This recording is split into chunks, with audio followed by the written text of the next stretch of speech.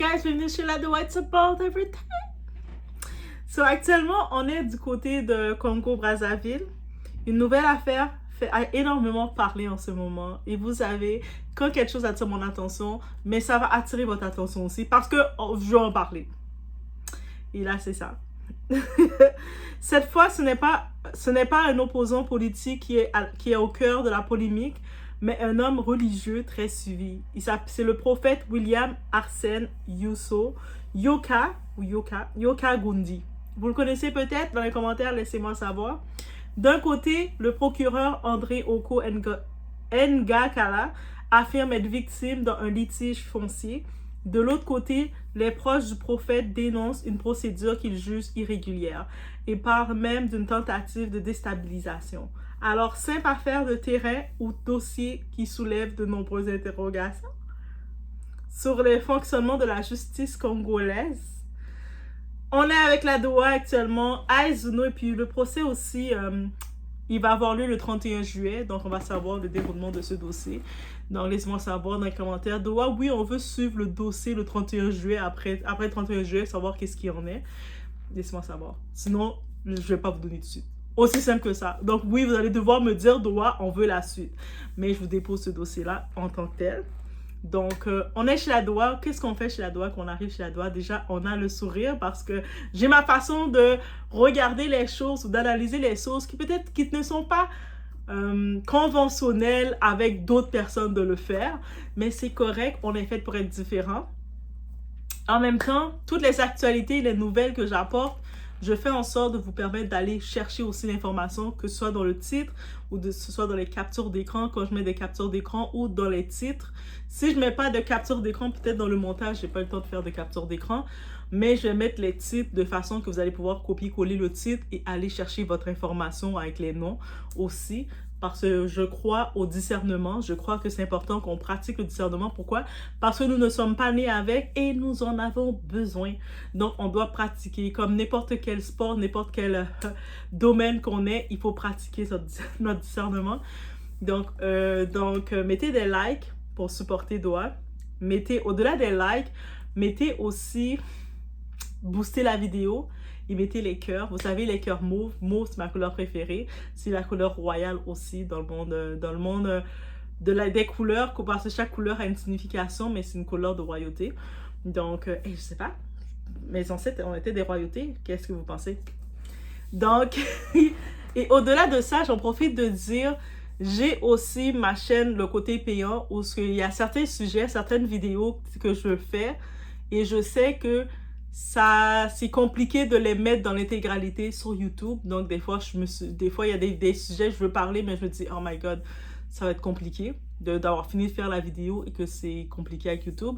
Donc, j'ai ma chaîne, j'ai le côté payant, premium, et c'est là que je vais partager. Des fois, il y a des sujets, je vais aller plus en détail, ou des fois, quand je vais mettre du contenu visuel, des vidéos, parce que j'ai aussi beaucoup de contenu visuel que je veux ajouter dans les vidéos. Donc, ça va aller dans ce côté-là aussi. Donc, n'hésitez pas, c'est un abonnement mensuel. Donc, et ça supporte Doa. Parce que vous savez, Doa, elle est fan des matchas. If you didn't know, now you know. C'est le genre de date que j'aime.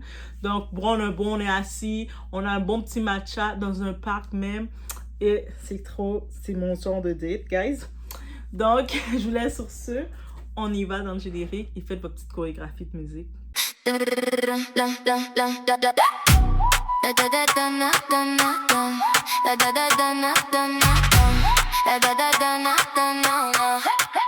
Doa TV, baby. J'ouvre la porte, tu viens.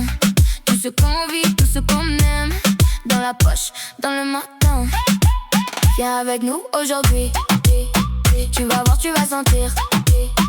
On dit vrai, on dit fort. Et la nuit veut revenir. La Doa TV, la Doa TV. It's about everything. La Doa. Actuellement, on parle d'un conflit foncier qui prend une dimension nationale. Selon les informations rendues publiques, le procureur André Oko Ngokala s'est constitué partie civile dans une affaire de vente et d'occupation illégale de parcelles. Le dossier vise principalement Dimitri Merengue, présenté comme un disciple du prophète William, tandis que ce dernier apparaît dans la procédure comme témoin assisté. À première vue, cela ressemble à un litige foncier classique, mais très rapidement, plusieurs éléments vont attirer l'attention. Une arrestation qui suscite des questions. Le point qui fait le plus débat concerne les circonstances de l'interpellation de Dimitri Merengue. Selon les proches du prophète, des hommes armés seraient intervenus aux alentours de 4 heures du matin pour procéder à son arrestation. Ils affirment que personne dans le voisinage n'aurait été informé et que le prophète lui-même n'aurait découvert la situation que plusieurs heures plus tard. C'est seulement après un appel téléphonique qu'il aurait appris que son disciple se trouvait au commissariat central. Pour les soutiens du prophète, cette manière d'agir est difficile à comprendre. En effet, à 4 heures du matin, t'imagines, t'es chez toi en train de dormir, parce qu'à 4 heures du matin, bien sûr que tu dors, c'est un humain normalement constitué, et puis tu te fais prendre chez toi, imagine le choc là. Pop, pop, pop. Et puis quand ils arrivent chez toi, ils vont pas frapper. Tout, tout. Il y a quelqu'un. Ils viennent, ils défoncent limite ta porte là. On imagine le stress. Et là, bien sûr, le prophète se demande, mais pourquoi une arrestation aurait été menée de cette façon si le dossier concernait simplement un conflit immobilier? Il s'agit toutefois de leur version des faits qui devrait être confrontée aux éléments présentés devant le tribunal. Plusieurs reports d'audience. Autre élément qui alimente les interrogations, l'affaire a déjà été appelée à plusieurs reprises devant la justice. Les audiences prévues le 9, le 16 et le 17 juillet n'ont finalement pas permis d'examiner le fond du dossier. Les avocats du prophète affirment que leur client attend depuis plusieurs semaines que cette affaire puisse enfin être entendue. Ils dénoncent également certaines décisions de procédure, notamment le choix d'un huis clos. Pourquoi un huis clos? C'est une question qui revient souvent. Les défenseurs du prophète estiment qu'un conflit foncier relève normalement d'un débat public. Selon eux, rien ne justifierait que l'affaire soit examinée hors de la présence du public. Ils affirment également s'être opposés à cette décision devant le tribunal. À ce stade, les raisons précises du huis clos n'ont pas été établi publiquement, et ça aussi c'est quelque chose, parce que si vous décidez de faire un huis clos, vous devez l'expliquer pourquoi, surtout dans le côté immobilier financier de l'histoire de parcelles, ça peut être public, donc tout le monde autour pourrait assister. Même vous, si vous êtes au Congo, vous êtes citoyen d'un pays démocratique, vous avez le droit, il y a certains procès ouverts, vous avez le droit d'assister à un procès, et je vous conseille au moins une fois. C'est bon d'aller faire des activités sur une terrasse aussi, mais je vous conseille au moins une fois, juste aussi pratiquer votre discernement.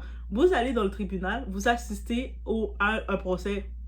Et surtout les procès immobiliers, c'est ces procès qu'on a le plus accès. Donc vous assistez, regardez comment ça se passe, les défenses des gens. C'est la meilleure façon. Tu sais, l'école, on dit, oui, l'école, elle nous apprend beaucoup de choses, mais l'école de la vie, la curiosité de la vie, d'être curieux, on a besoin de ça. Donc, je vous conseillerais d'y assister et de voir un peu comment les avocats, comment tout se présente, de comprendre un peu plus toutes ces histoires-là. C'est mon petit conseil que je vous dis. Les accusations de détournement. Dans le récit présenté par les proches du prophète, un autre point fait polémique. Ils affirment que des frais de déferment auraient été réclamés à plusieurs reprises alors que les audiences n'auraient finalement pas eu lieu. Ces accusations sont très sérieuses, comme vous pouvez le voir.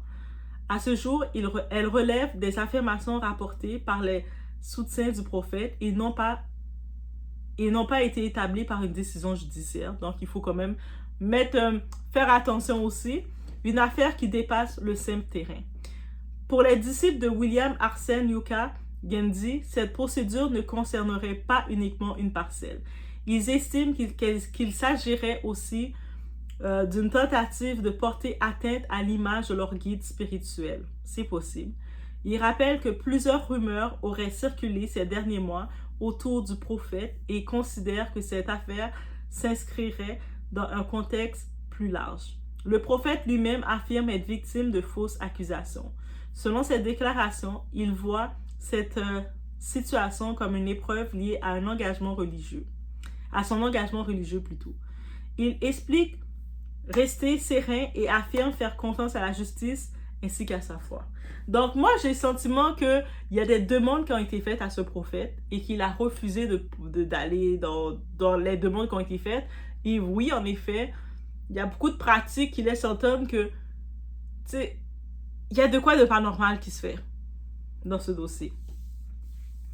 Le rendez-vous du 31 juillet. Donc oui, le 31 juillet 2026, guys, c'est vendredi. Et on est déjà en train de terminer le 7e mois de l'année, guys. Tous les regards sont désormais tournés vers le 31 juillet. Cette audience pourrait permettre au tribunal d'examiner enfin le fond de cette affaire après plusieurs reports.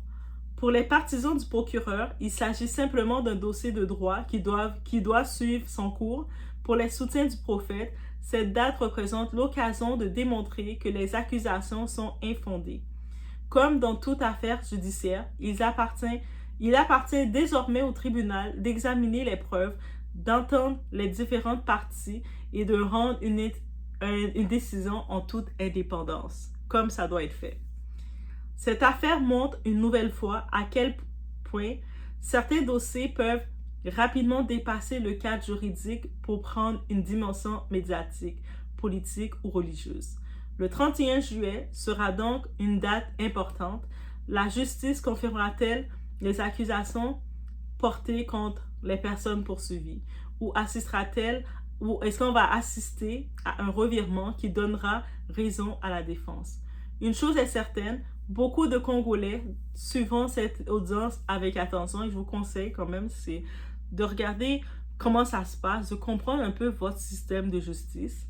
C'est le devoir de citoyen. Parce que quand on est dans un État, ça a l'air de rien de dire ça, je parle État démocratique, mais quand on est dans une vraie démocratie, on a accès à assister à ce genre de procès, à ce genre de dossier public, parce qu'on parle de terre et tout. Ça peut, de loin, peut-être ça ne vous concerne pas maintenant, mais éventuellement, ça peut vous concerner. Et c'est possible que ça concerne même un de vos proches, mais si vous avez eu quelques petites semences d'informations de quelque chose, mais vous allez peut-être être une ressource pour aider quelqu'un, un de vos proches, ok? C'est le petit conseil que je vous donne. Donc, selon vous, cette affaire est-elle un simple litige foncier ou soulève-t-elle des questions plus larges sur le fonctionnement de la justice au Congo? Donc, c'était mon petit dossier sur ça. On était avec la Doha, as you know, it's about everything. On regarde un petit peu tout ce qui se passe et le but, développer notre discernement, nos astuces de discernement, notre façon de voir pour se dire que si on en parle, mais c'est des outils pour nous pour que demain, ce soit plus facile, meilleur. Let me know what you think, guys. Si vous avez plus d'informations sur le dossier, laissez-moi savoir. Et si vous voulez avoir la suite du 31 juillet, manifestez. Faut le manifester. Si je ne vois pas de manifestation, il n'y aurait pas de suite. Vous ne saurez pas qu'est-ce qui va se passer avec ce dossier. On se retrouve donc au prochain vidéo, guys.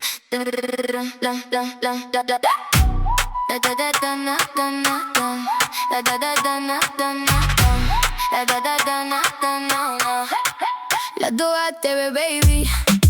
J'ouvre la porte, tu viens. Tout ce qu'on vit, tout ce qu'on aime. Dans la poche, dans le matin. Viens avec nous aujourd'hui. Tu vas voir, tu vas sentir. On dit vrai, on dit fort. Et la nuit veut revenir. La Doha TV, la Doha TV. It's about everything. La Doha TV, la Doha TV. Viens avec nous aujourd'hui. La Doha TV, la Doha TV. C'est loud, come with me. La Doha TV, la Doha TV. Tout est là, viens avec nous. Un regard, un plan, un défi. Des rires dans la cuisine. Des histoires, des envies. Ça tourne, ça s'illumine. Viens avec nous aujourd'hui. Tu vas voir, tu vas sentir. On dit vrai, on dit fort. Et la nuit veut revenir. La Doha TV, la Doha TV. It's about